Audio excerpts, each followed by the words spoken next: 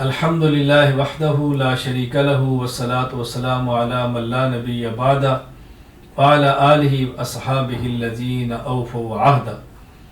اللہ کے رسول صلی اللہ علیہ وسلم نے مومن کو ہدایات دی ہیں، زندگی گزارنے کا طریقہ بتایا ہے، اور صلحاء اور نیک لوگوں کی صحبت میں بیٹھنے کا حکم دیا ہے۔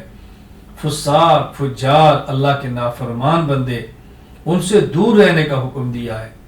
اور حضور اکرم صلی اللہ علیہ وسلم نے فرمایا من تشبہ بقوم فہو منہم، جو جس کی مشابہت اختیار کرتا ہے قیامت کے دن انہی کے ساتھ اس کا حشر بھی ہوگا۔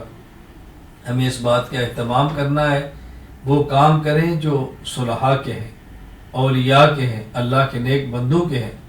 وہ کام کریں جو اللہ کی رحمت، اللہ کی محبت کو کھینچ لیں، اور ان کاموں سے بچیں جو فساق کے، فجار کے، اللہ کے نافرمانوں کے ہیں، جو اللہ کی لعنت اور اللہ کے غضب کو کھینچے۔ ان اعمال سے بچیں۔ ایک بہت بڑا عمل جو اللہ کی ناراضگی کو کھینچتا ہے وہ ہے 31 دسمبر گزارتے ہیں، آگے 1 جنوری شروع ہوتا ہے، درمیان کی جو رات آتی ہے نیو ایئر نائٹ کے نام سے اس رات کو منایا جاتا ہے، نئے سال کی پہلی رات۔ اللہ اکبر! وہ خرافات، وہ گناہ، وہ لعنت کی چیزیں اس کے اندر ہوتی ہیں، اللہ تعالیٰ محفوظ فرمائے، انسان کو سنتے بھی شرم آتی ہے۔ میں گزارش کروں گا اپنے دوستوں سے، اپنے بھائیوں سے، اپنی بہنوں سے، اپنی بیٹیوں سے درد کے ساتھ اللہ کے لیے ان خرافات سے بچو، اپنی زندگی برباد مت کرو۔ یہ زندگی بہت مختصر ہے، اصل زندگی موت کے بعد کی ہے۔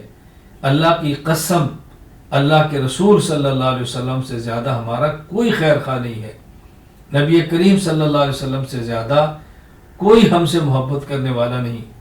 آپ تڑپیں اس امت کے لیے، روئیں اس امت کے لیے، رسول اللہ صلی اللہ علیہ وسلم کی ہدایات کو سمجھیں۔ ہم میں گزارش کروں گا نیو ایئر نائٹ کے نام سے ہونے والی فحاشی سے خود کو دور رکھیں، اور جس حد تک ممکن ہو محبت اور پیار کے ساتھ یہ پیغام عام کریں، اور اپنے بھائیوں کو، اپنی بہنوں کو اس لعنت، اس بے حیائی اور خرافات کے ماحول سے بچائیں۔ اللہ تعالیٰ مجھے اور آپ سب کو اپنے دین کی مقبول خدمت کے لیے قبول فرما لے۔ وآخر دعوانا الحمدللہ رب العالمین۔